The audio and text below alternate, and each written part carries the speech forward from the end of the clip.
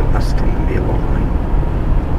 So it's not conspiracy paper. Like, if they say that, you see, it's only if little old Jews, that's conspiracy.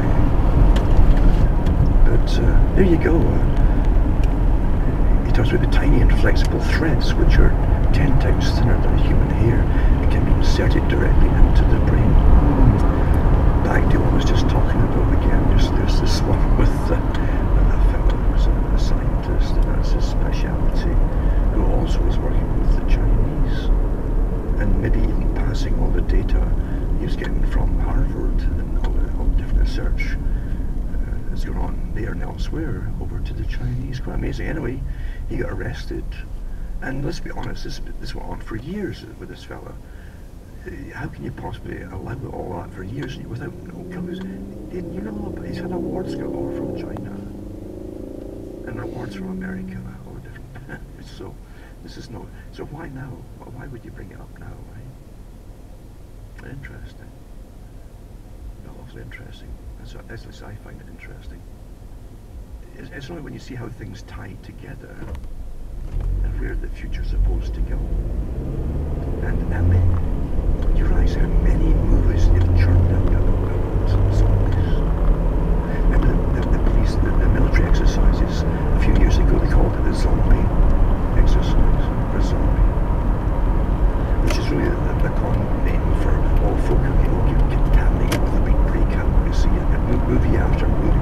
I don't know why, but someone turned into a zombie supposedly. You're subhuman, and then your government and your troops start killing them.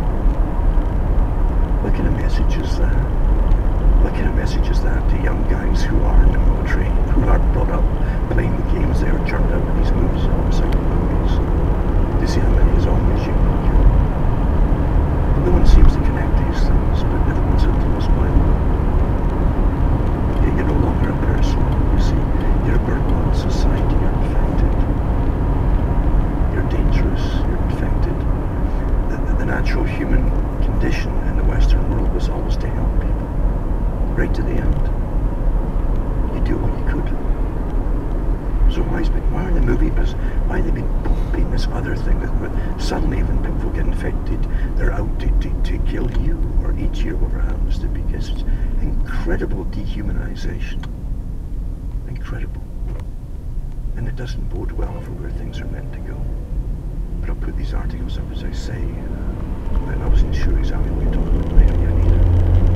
But I don't want to go on and on about plague or whatever, or disease, or what's happening on the planet. But I do like to see what the government's want out of it, since they break the rules. You don't bring in people from infected areas to uninfected areas unless you want it to spread. If it's true that there's no symptoms with many of them until at least 2 weeks, sometimes longer.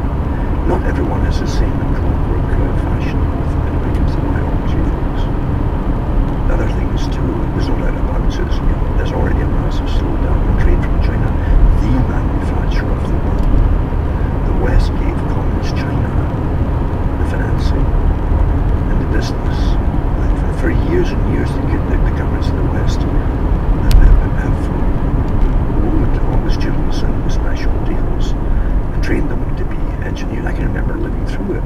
I thought, why are they bringing thousands of people from China, training the engineers when they don't have jobs to go back to? Well, and then bingo, they signed the trade deals off with your factories to China. It's all planned in advance. All planned, folks.